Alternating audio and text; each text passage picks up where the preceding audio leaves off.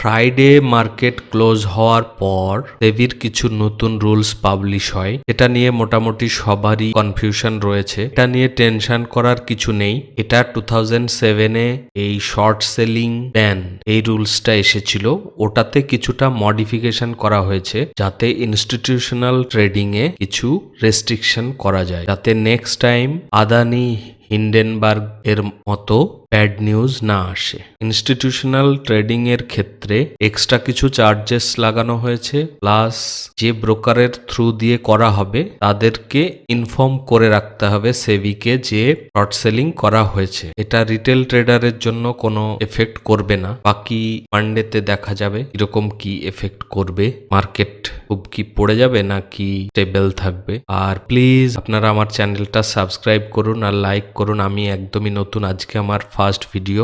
Thank you.